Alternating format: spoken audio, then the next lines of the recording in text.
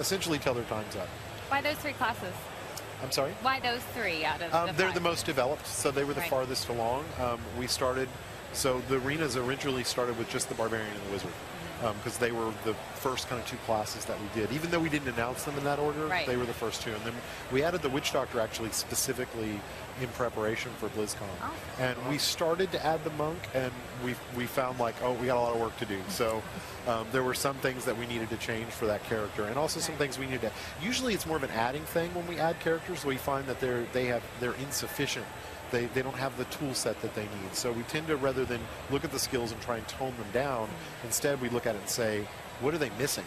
And so a lot of the times we end up actually tweaking or adding a lot to skills or adding specific PvP skills for the arenas. Are you going to be balancing it for like an esports type team gameplay, or is it just going to be for casual dueling like you Absolutely not for esports. Okay. StarCraft 2 has that covered. Right. We trust them. They've got it taken care of.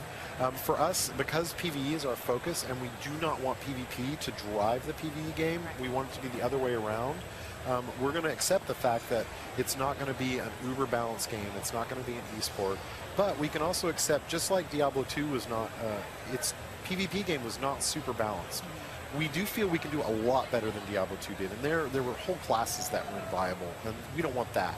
But we do understand that there's going to be builds that are better and combos that are better, which is why we're focusing on team-based play, because it smooths over some of those rough edges. If you've got a build that's particularly weak against another build, your teammates can actually help you. So it's not just about, it's not about skill-based, it is about focusing on making the best possible character and the best possible team. Makes sense? Makes a lot of sense. All right, Jay, another question here. This comes from Gary on Twitter. And Gary, I don't think it's from Asia, but Gary said, will there be support for custom maps or modes within Diablo 3, at least for the PvP arena?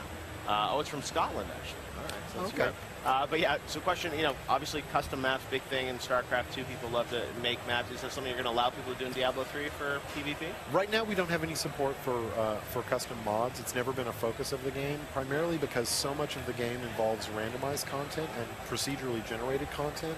It's not created in a kind of mod-friendly manner. Yeah. So we decided to focus more on that than mods. That being said, from a standpoint of allowing people to customize the type of game they're going to play in PvP, there's some desire for that. We know 1v1 battles are not going to be balanced, but people are still going to want to do them. Yeah. And so, you know, it's not our goal to say, oh, well, that's not going to be perfectly balanced, so no, you can't do it. We're trying to support everything players want to do, but we haven't determined exactly the method that we're going to do that. Still decisions to be made. Yes. Is randomized content going to make is randomized content going to take part in the PvP gameplay at all, or is it going to be a pre-made map with just real players on the Right now, I mean, it's funny, we actually build the maps in kind of the same way we would build randomized content, but we do make preset maps for the arenas. We haven't found a lot of value in making kind of randomized.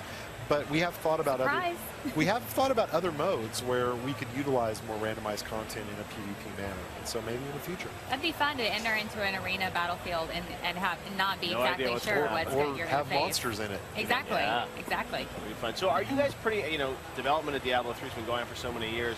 What is the current state of it? Are you guys sort of, you know, are you content complete and now you're starting to test and balance, or where is the game at right now? Well, we're getting very close to completing the core features of the game. Yep. But that doesn't mean we're done. For Blizzard, that means that we go into serious kind of iteration on all the content that we have. So a lot of it's there, but a lot of it's not good enough. Or doesn't flow well together, or is not as smooth and as accessible as we'd like. And some areas like in-game is still something that we're focusing on and trying to figure out exactly what we want to do. So we're definitely pretty far along, but we've still got ways to go. More than halfway down, at least. More than halfway, I guarantee it. Can you play the game from beginning to end right now? I mean, are you able to play that for years and years? Yeah, you can play the game from beginning to end right now. How long has it been like that? Not very long. Okay. So, and some of it is like, you know, I could say, yes, you can play the game, you know, but like you walk in and a boss is like a big dude who just stands there and doesn't move, and you hit him once and it says, congratulations, you killed the boss. And so a lot of that stuff we put in place so that we can see how the game flows, and then we add in the elements later. So when I say we can play through, there are some really rough sections. It's not like it's all 100% done, and, but hey, you know, but you can actually walk from beginning to end. All right, well, that's will make some people jealous that you've done that. Jay, hopefully you can stick around for just a second, because right now we are going to go to Chris Metzen. He's going to tell us what makes Diablo as a franchise so unique. Chris? For the upcoming Diablo release, I've been looking forward to Diablo 3 for a very long time.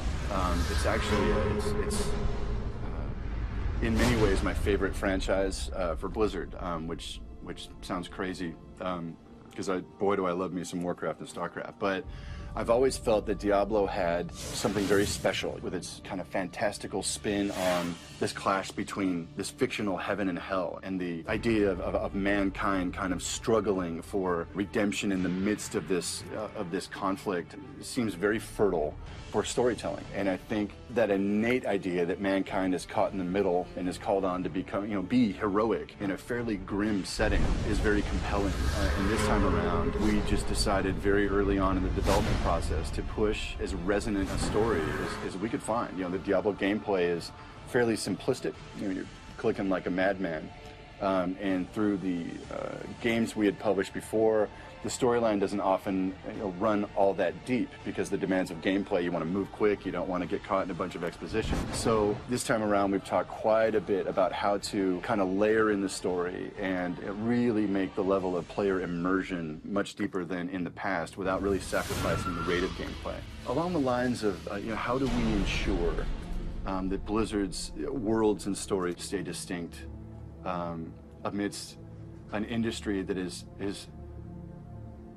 getting better and better and better at just telling stories. And when I think about our games and I think about our franchises that are so deeply rooted in archetype, I wonder sometimes that just trying to chase clever, right? Trying to keep up with the Joneses in terms of the hottest new science fiction idea or hook or the best new, fantasy spin on a race or a place. There's always going to be someone down the street that is simply better than you. There's always going to be tough competition. I mean, that's just the nature of creative industries. And I wonder sometimes, I don't know if I'm getting too sentimental in my old age, but, as a dad and things like that, and not being the kid I was, working on this stuff, 17 years ago, I wonder sometimes that it really just comes down to the kind of art you're chasing. And I don't necessarily mean visually, but when you allow, your life experience, your emotionality, your heart to kind of bleed through the ideas, and don't get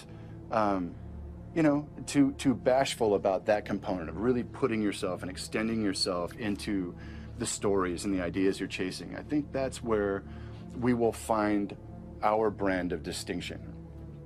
I think that's part of the way that we will shine, down the line and help to keep our worlds, fresh and distinct through the lens of our own experience. All right, well, that was Chris Metzen.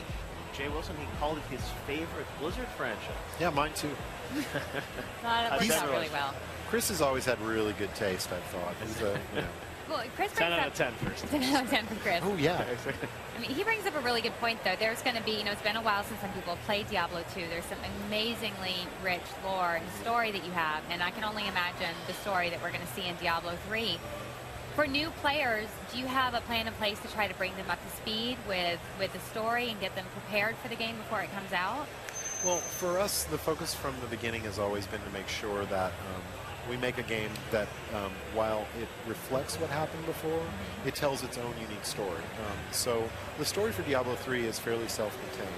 Now, some of the early aspects of the game actually does have some history and from the previous games. It's why we added systems like the lore books I mentioned earlier, so that we could relay kind of what has come before. But the basic conflict in Diablo